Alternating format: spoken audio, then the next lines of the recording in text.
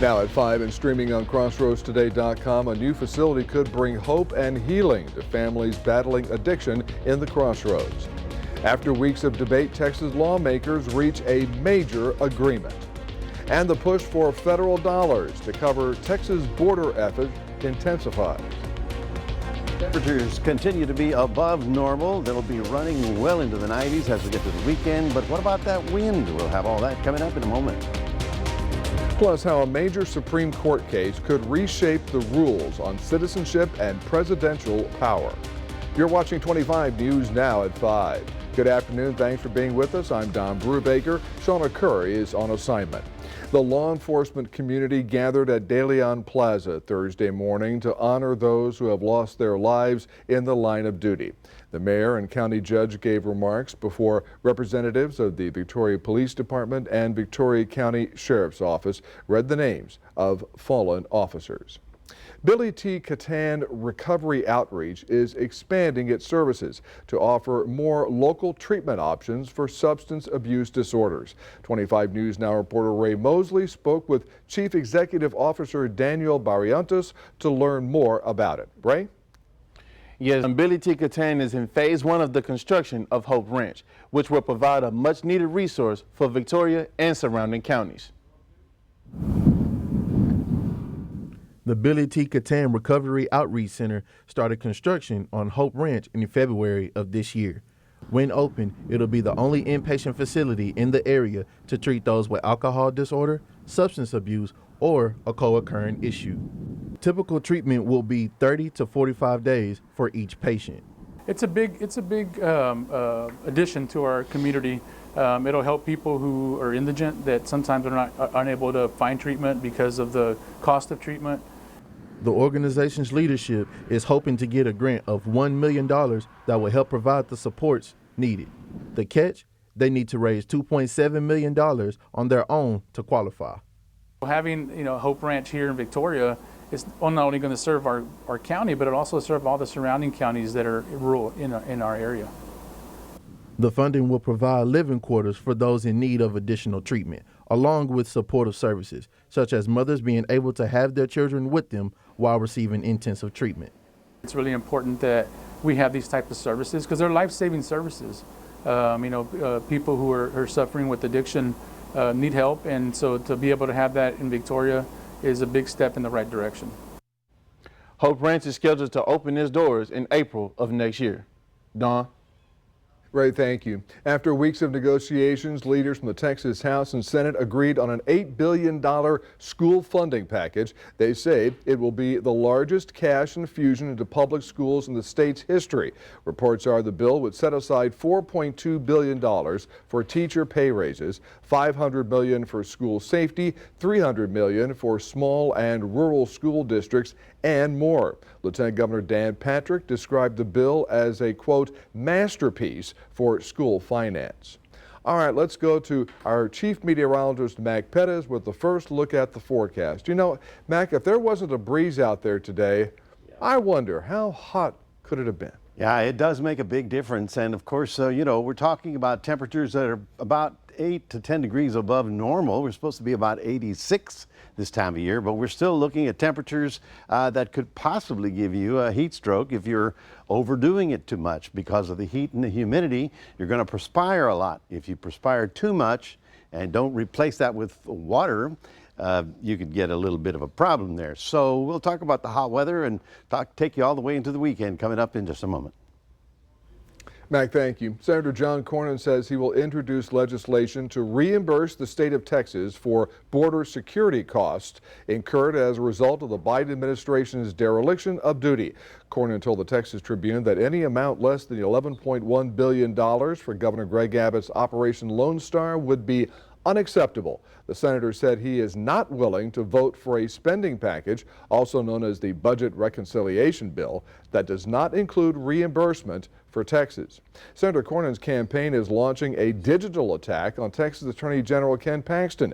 The campaign unveiled a website called crookedken.com, accusing Paxton of approving $7.1 million in grants to progressive organizations. The campaign charges these grants went to groups providing legal aid to undocumented immigrants and promoting diversity initiatives. The largest recipients include Legal Aid of Northwest Texas and Texas Rio Grande Legal Aid. Here's our viewer poll today. Do you think Attorney General Ken Paxton should be held accountable for approving these grants? Yes, he should be held accountable, or no, the grants were appropriate. Now, the last number that I saw, 76% of our voters say Ken Paxton should be held accountable for approving these grants. We thank you for voting, and to participate in our viewer poll, visit our website at crossroadstoday.com. President Trump continued his Middle East trip today with a stop in the United Arab Emirates. President Trump arriving this morning in the United Arab Emirates, a key U.S. ally. With a royal welcome and a motorcade escort, Trump setting out on his first stop, a tour of a local mosque, while touting his relationships across the region. It's been an amazing trip. We've raised trillions of dollars of investment for our country. We have a very good relationship, as you probably all saw. But it's also where Trump's personal businesses loom large. Just 1 week ago, Trump's son Eric announcing plans for a glitzy 80-story Trump Tower in Dubai, the UAE's biggest city. While abroad, the president also grappling with the war between Ukraine and Russia. Trump now floating the idea he may personally join those peace talks underway between the two countries in nearby Turkey. Ukrainian President Zelensky challenging Russia's President Vladimir Putin to attend. Putin, though, sending an aide. Look, nothing's going to happen until Putin and I get together, okay? And obviously he wasn't going to go. He was going to go, but he thought I was going to go.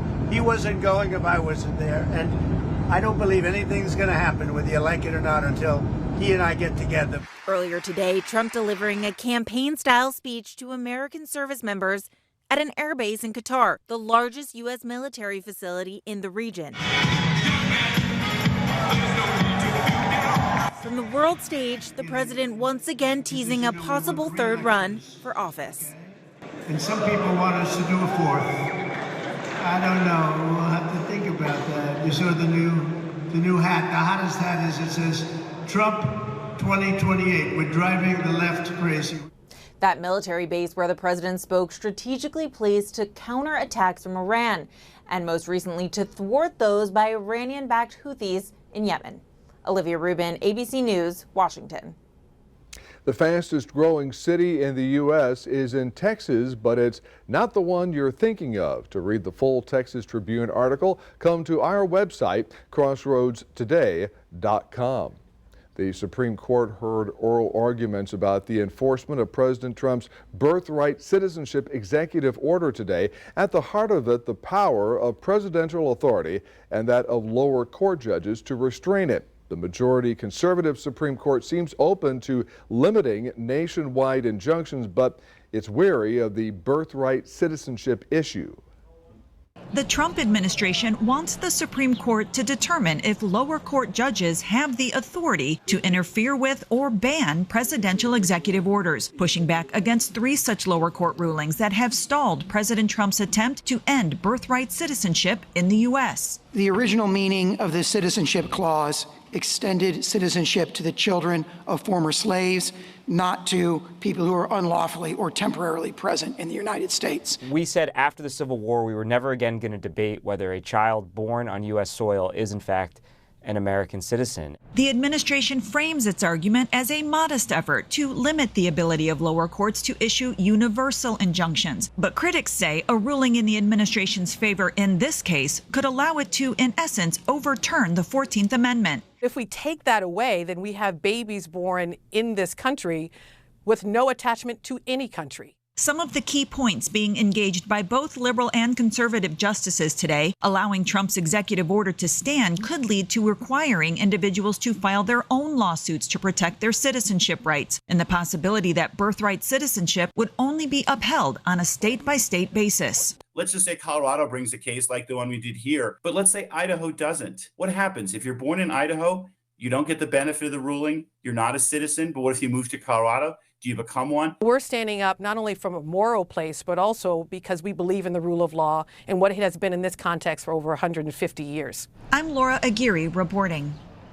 It's graduation season, and students from around the Crossroads are ready to put on their cap and gowns as they prepare. We continue to recognize the class of 2025. Today, we congratulate Bella from Victoria West High School. The message says, "Congratulations, Bells. I'm so proud of you and all of your accomplishments. May God continue to bless you now and in the future. Love you always, Mom."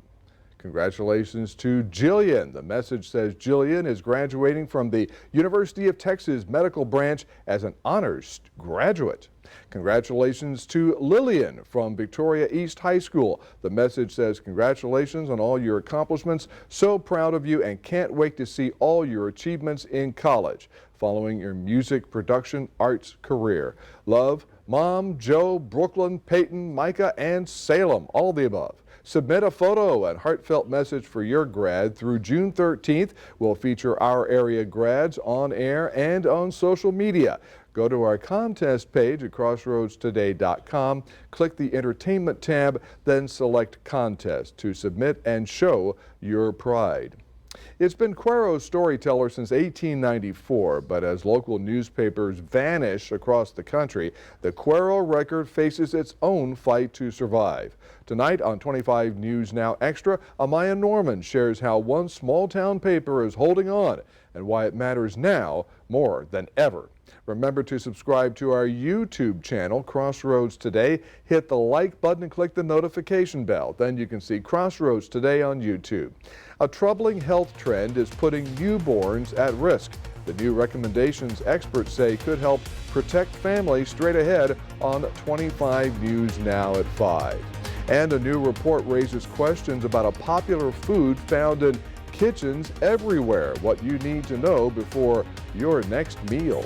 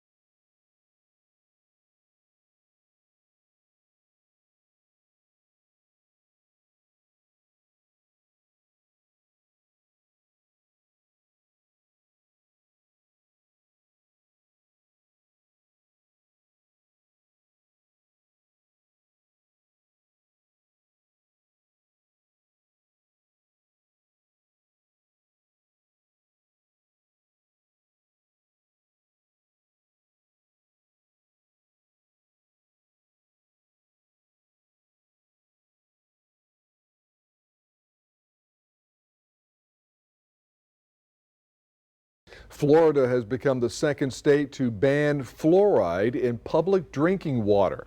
Thursday, Governor Ron DeSantis signed the Florida Farm Bill. The legislation bans the use of any additive in a public water system that does not meet the new definition of water quality additive. DeSantis said forcing fluoride into the water supply is basically forcing medication on people. Florida Surgeon General says more than 70% of residents who use community water systems receive water with added fluoride. A legal challenge against the first of its kind measure that recategorized two widely used abortion-inducing drugs as controlled dangerous substances in Louisiana can move forward.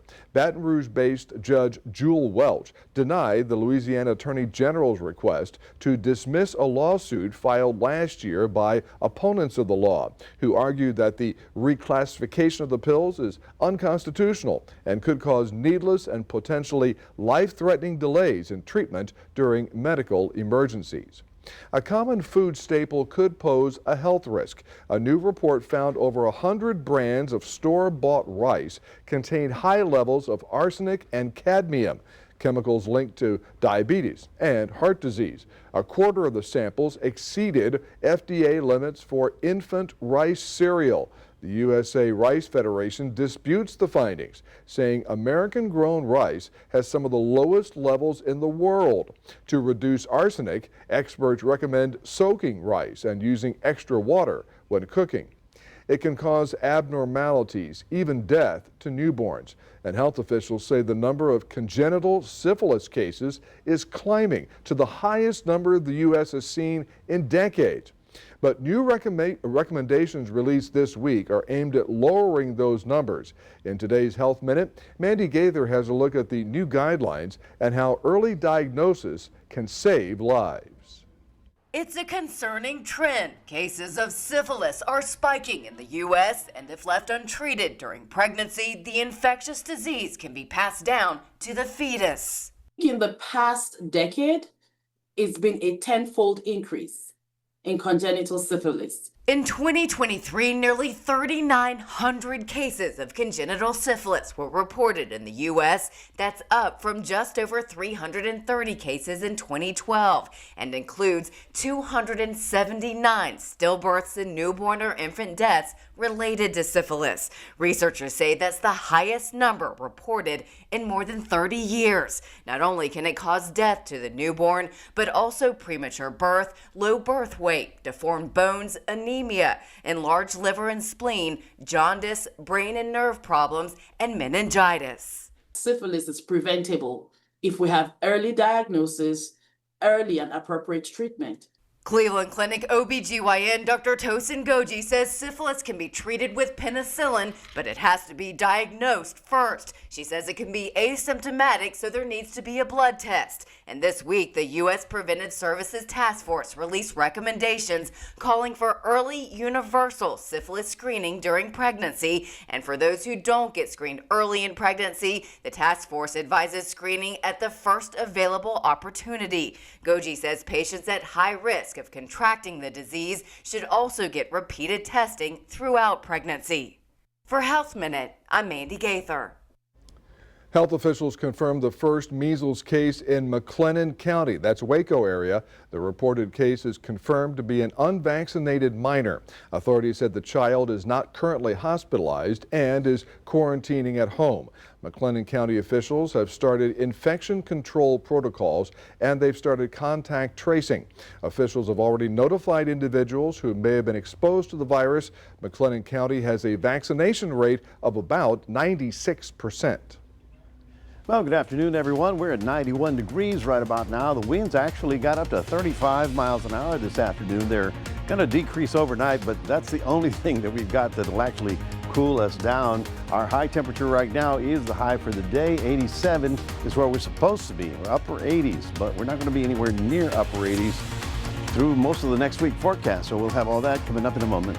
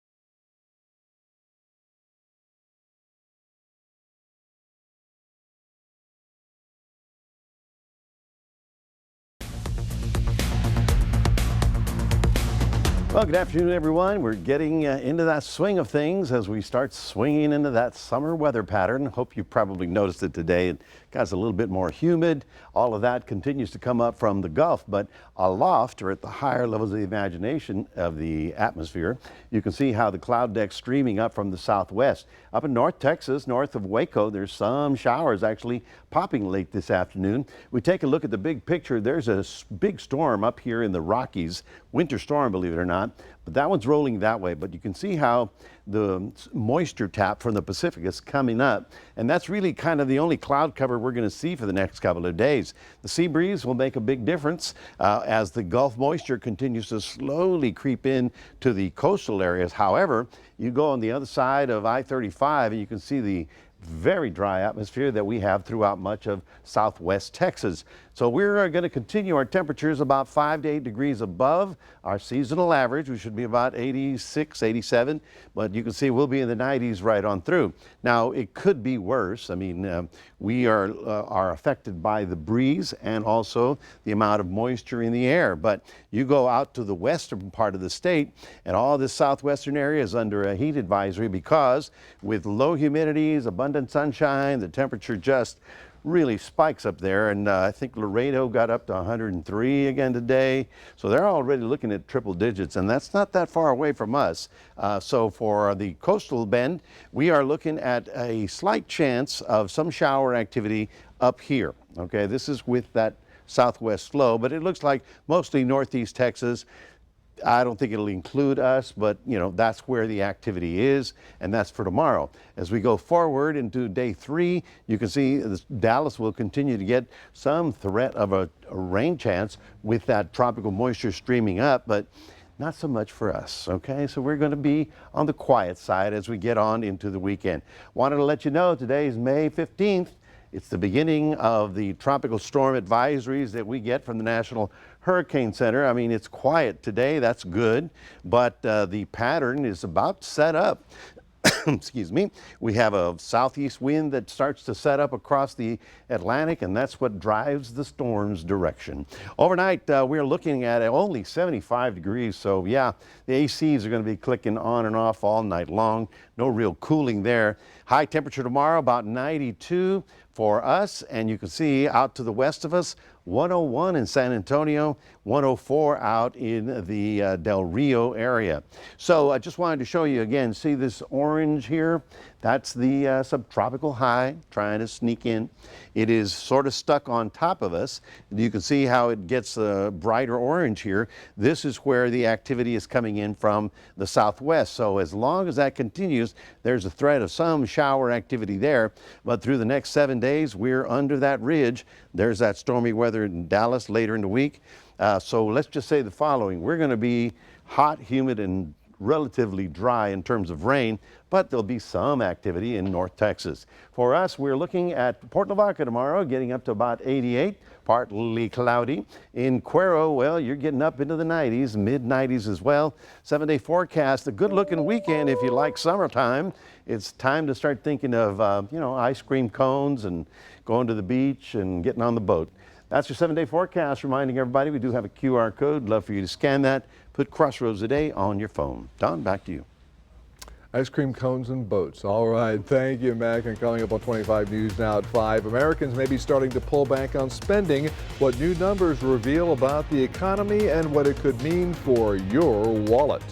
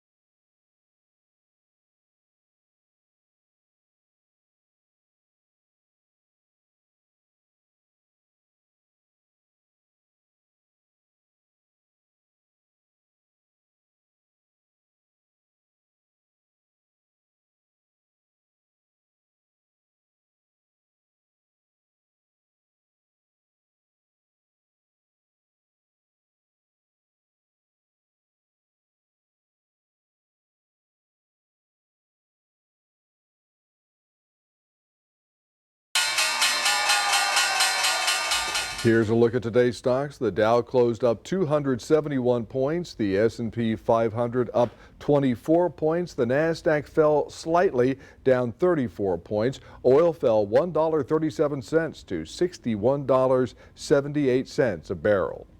The Justice Department is investigating United Health Group, looking for potential fraud. The Wall Street Journal reports the probe has been going on since at least last summer. The focus reportedly is on the company's handling of its Medicare Advantage business practices.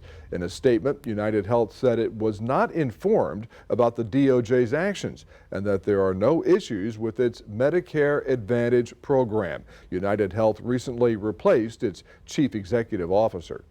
Americans are keeping a closer watch on their wallets. A poll from FACT set the monthly rise in spending at U.S. stores closed to 0.1% in April, half of what many economists had predicted. A poll from FactSet and a collection of surveys finds consumer sentiment is crumbling, largely due to the Trump administration's on-again, off-again tariffs on other countries. Analysts say a sprint by shoppers to buy products ahead of the tariffs appears to have ended, and that retail sales could be heading toward a slump. Expect to see higher prices at Walmart. The retail giant is warning that it is not immune from President Trump's tariffs, and it does plan to raise prices on some items. Walmart CEO says the scope of the tariffs won't allow the company to absorb all of the effects. In prepared remarks for an earnings call Thursday, he says, though, the retailer will do its best to keep prices as low as possible. The world's largest retailer says price hikes are likely to begin later this month. We're back in a moment. You may have seen the Pope Leo XIV bobbing head doll. Now something new for fans of the new Pope. Tonight, President Trump's Middle East trip, plus his health care for working-class American families at stake, the big GOP bill, and what's really in it. World News Tonight with David Muir is America's most watched newscast.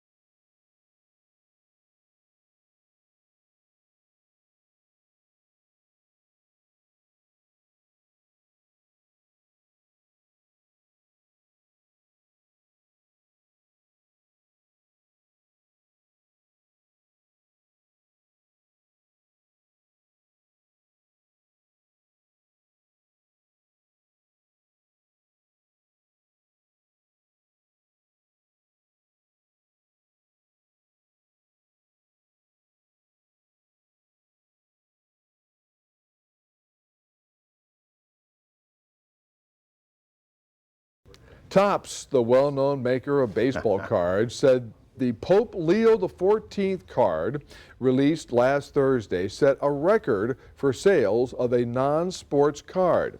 As of Monday, more than 133,000 copies of the collectible were sold at a cost of $9 each. Cards celebrating the new pontiff outsold other cards, including one marking a career milestone for LeBron James. And he's King James. I'm just kidding. The cards celebrating the first U.S.-born Pope are produced by Topps Now, which prints cards to order to commemorate milestone events and are only available for a limited time. So that is one reason why that is so valuable. Yeah. Did it put in his ERA and his runs batted in and all that? That's right. And he was in the minor leagues at certain places. Yes. Where did he start? Where did he start his college ball? That's what I want to know. Yes. All the places that he was played at started with Saint something. It was very unusual. It's a great idea, though, and it's very popular there, apparently. Well, folks, for us, the summer pattern is here, and in fact, we start today getting the official hurricane outlooks for the Atlantic. Obviously, for right now, it's quiet, but June 1st is coming around pretty soon. And so we'll be certainly talking more about that as we get into the early part. Now, your weekend, well, kind of like today, hot, humid, and windy. And the wind is the only thing that helps you out with the heat. That's right. Thank you, Mac. Thanks for being with us. Our next newscast in 30 minutes after World News Tonight with David Muir.